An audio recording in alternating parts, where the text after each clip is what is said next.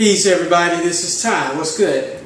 Right now I'm about to do a review of the new Surface tablet. This is the Surface 2.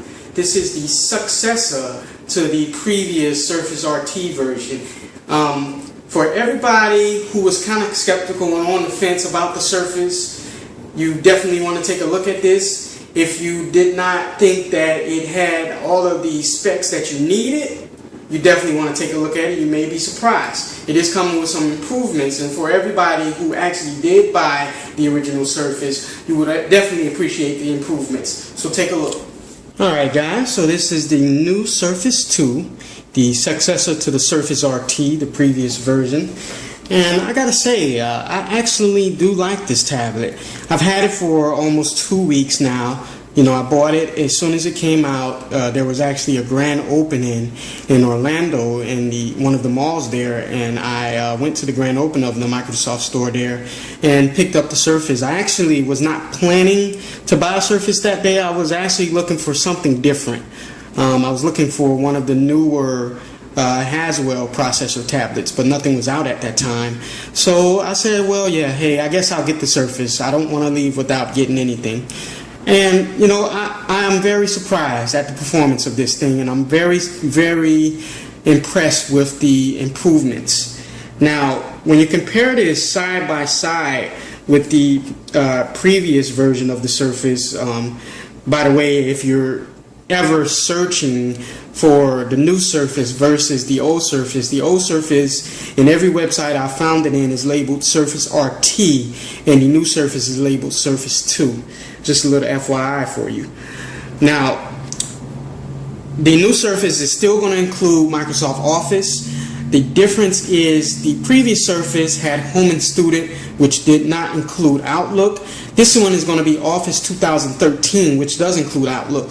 So that's a caveat for those who actually like the features of Outlook and would prefer to use Outlook over the included Mail app. Now,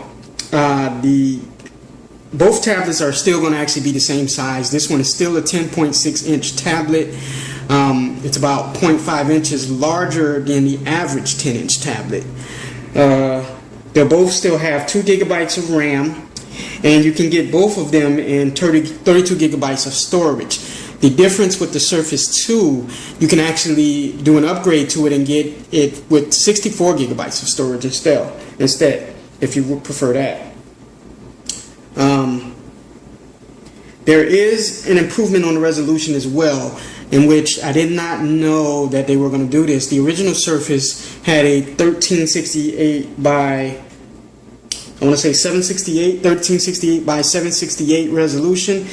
This one is going up to a 1920 by 1080, and you'll actually see the difference in that when you're looking at movies and playing games and things. The original one, of course, had the NVIDIA Tegra 3. This one has the newer NVIDIA processor, the NVIDIA Tegra 4. So that also gives you some improvements on games. The battery life on this one is going to be a little better. It's giving you up to 10 hours. The previous one gave you 8. Now, you know, for me, 8 hours is plenty for a tablet. You know, I didn't necessarily need an extra 2 hours, but it is a caveat. You know, you can plan to use it a little longer. Both tablets are still going to have the same ports. You're still going to have a full-size USB port on the side and a HD video out port here. On the other side, you're going to have your volume rocker right here, and your headphone jack. Then on the bottom, what you see is the magnetic connector for the keyboard, in which we'll be discussing the keyboard later. Microsoft actually decided to improve the cameras as well on the Surface 2. The cameras are actually still placed in the same locations. You have a front camera here, and then you have a rear camera here. The difference being, on the Surface 2, it's going to give you a 5 megapixel rear camera and a 3.5 megapixel front camera. The previous Surface only had 720 HD cameras. I didn't get much experience with those cameras on the Surface RT, but using it on the Surface 2, it has its own improvements. There is actually a panoramic mode where you can shoot panoramic shots, and I think that's a great thing to have on a device that has a camera. Now, with a 10.6 size device, I'm not sure you're going to want to use it as a camera, but it's a good feature to have. The video quality is a lot crisper, and it was said that Microsoft decided to upgrade the front camera to what it is rather than going to the average 2 megapixel that you find on tablets, giving it a 3.5 for those who would love to use Skype. Alright, so as we take a deeper look at the Surface 2, I can say, it definitely feels like an upgrade. You're looking at the lock screen here. Slide it up to get in, and that's as usual. One difference that 8.1 brings is it allows you to create a local account for the Surface, so you don't always have to use your Microsoft ID and Microsoft password to log in. For those who are like me, I have a very complex password for getting in, but for getting on the tablet that I'm the only one using, I want to have a simple password, so I decided to set it to be a simple password. I do like the finish of this, with the gray backing. It definitely makes it feel like an upgrade versus the Surface Pro 2. It actually looks exactly the same. The Surface Pro 2 still has the same black backing. And as all of the rumors stated, the kickstand on this is a little better. It gives you 2 different positions, and I find using it in the first position is good when you're sitting straight up and looking dead on at it. But if you want to maybe do some reading of a book or some email, then putting it in this position is a little better. This is also a little better for typing for me. It's also good in this position if you want to use it on your lap. You don't get the whole knee strain that you would get on the Surface RT when using it in the standard upright position. Now, one good feature that you're getting with the Surface 2 and Windows 8.1 is an updated store, and I was hoping and wishing that Microsoft would update this store because it was really bland looking at it before. But when you go into the store,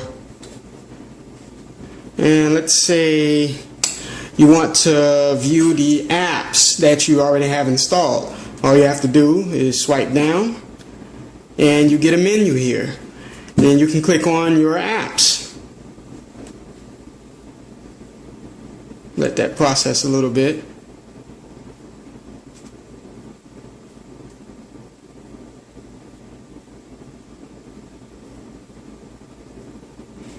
And it just shows you all the apps you have.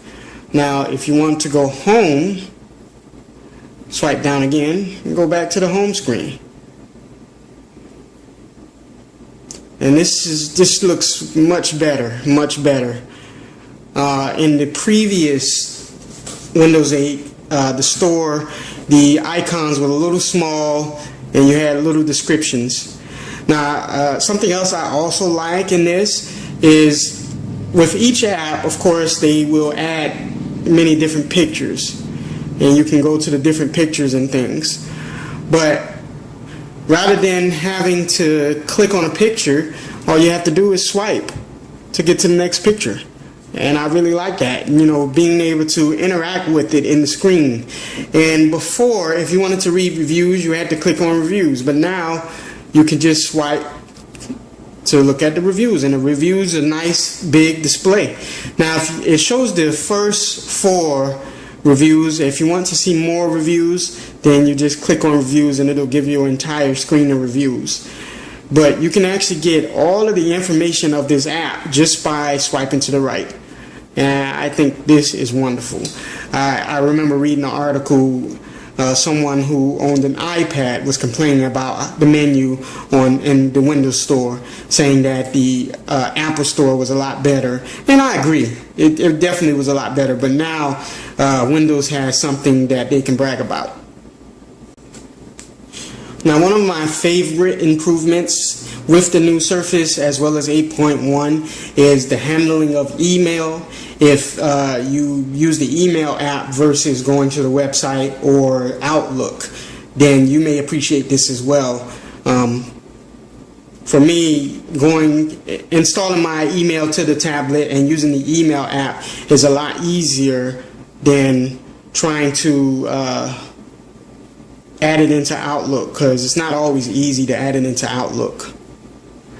But I like the fact that if someone sends me an attachment, I can actually click on the attachment and it'll put it in two side-by-side windows. So rather than opening the attachment and covering up the entire email, it opens the attachment and puts the email to the side. So let's see if I have an attachment here. Okay.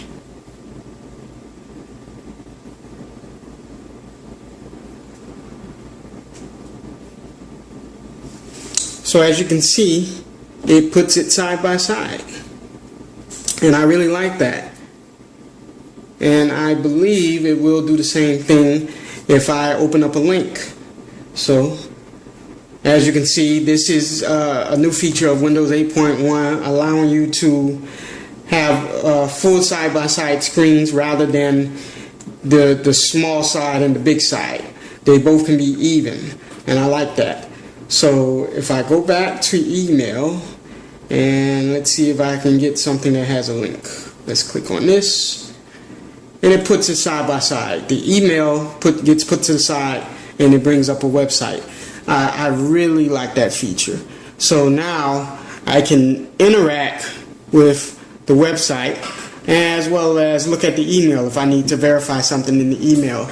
And then if I just want to put that to the side, just put it to the side. And once I'm done, just as always, closing it out.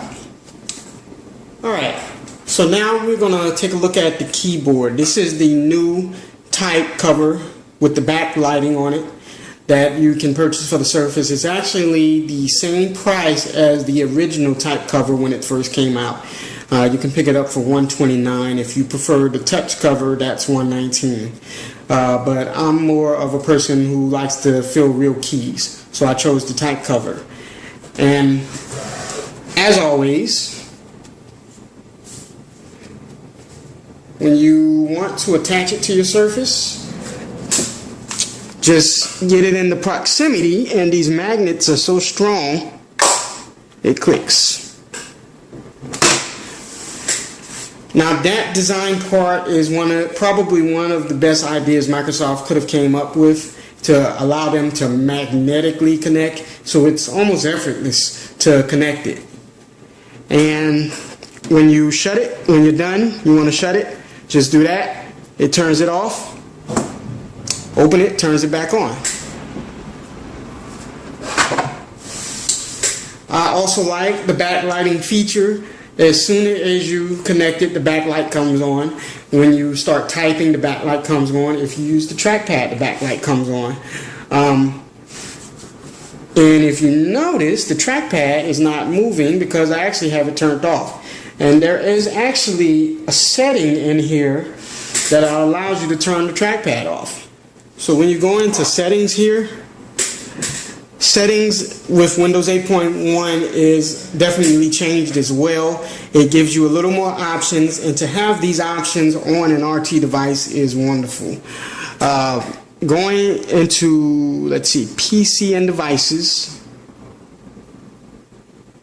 I now have mouse and touchpad, in which this was absent on the RT as well as the Surface Pro. When I owned the Surface Pro, I downloaded an app to turn the trackpad off.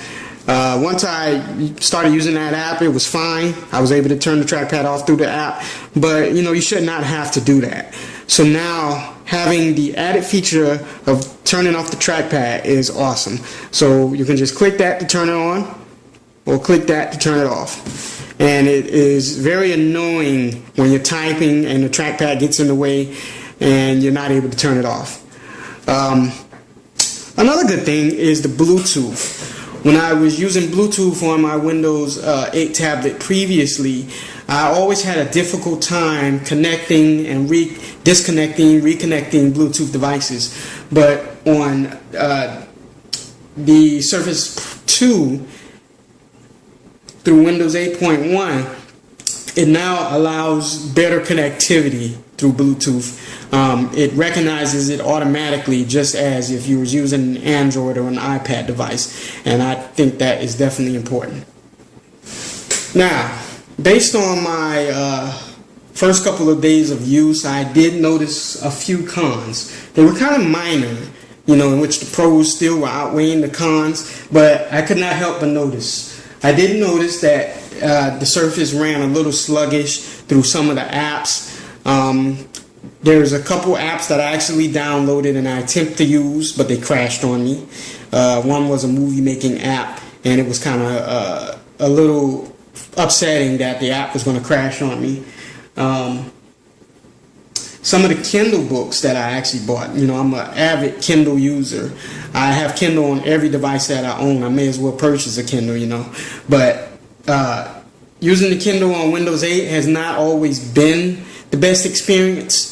Sometimes you could not highlight certain passages in books. Now they have improved that, and where you can highlight in it, but one issue that I'm having is certain Kindle books are not compatible with certain versions of Windows 8. And I really don't understand that. I don't know if it's something that Kindle needs to change or if it's something that Windows needs to change. But for that reason, I can never officially use a Windows device as my primary e-reading device. I actually need to be able to effectively highlight, because I'm in school, so I like to highlight what I'm reading so I can go back to it. And I cannot have a device telling me that the book that I downloaded is not recognized by the device. I should be able to go right into the book as soon as I download it. So those cons are very important. Now, another really irritating thing is if you are using the type or the touch keyboard and you're typing on a desk, it's still not that comfortable to type on the desk. What I have to do is drag the computer to the edge of my desk and allow my palms to hang off the desk in order to type. But if I have the computer in the middle of the desk or close to the end of the desk, I have no palm rest. So it actually is very uncomfortable typing that way. So the Surface 2, I still actually like the device. After using it for a week and a half, I can say that I like it. It is something that I would recommend to other people, but there are some additional cons that I have noticed, some additional problems. It could be just the fact that the device just came out and it needs to be updated, but these things are issues that could turn you completely away from the device. I am having issues sometimes with the type cover not being recognized. There was a point where I was typing on the device and I decided to use it as a tablet. Rather than disconnected it, I folded the type cover back and I held it in my hand, and I may have had it in that position for about 5 minutes, but when I flipped the type cover back, put it on my desk and try to type with it, the trackpad is on. For some reason it's on, but in settings I have it turned off because I normally keep it off, because when I'm typing the trackpad gets in my way, so I just usually keep it off. But I could not turn the trackpad off for the life of me. And a similar related issue that I've been having, SkyDrive I'm having issues with some of my documents being saved in SkyDrive. It'll give me an error message, and what I'll have to do is save it on the computer and then transfer it to SkyDrive, and that's kind of a hassle. But to fix some of these issues, what I did was I disconnected the keyboard and reconnected it, and it seemed to reset itself, or I would restart the computer. But this sounds to be some issues that, if they progress, it can mean bad things for this new device. I really hope that I really hope that a lot of people who would have these issues would voice their concerns, and then Microsoft would take note and through some updates fix the issues. Because I think that's all that's going to need to be done, just some simple updates. Again, my name is Ty, and this has been a full review of the Surface 2. Thank you very much, and God bless.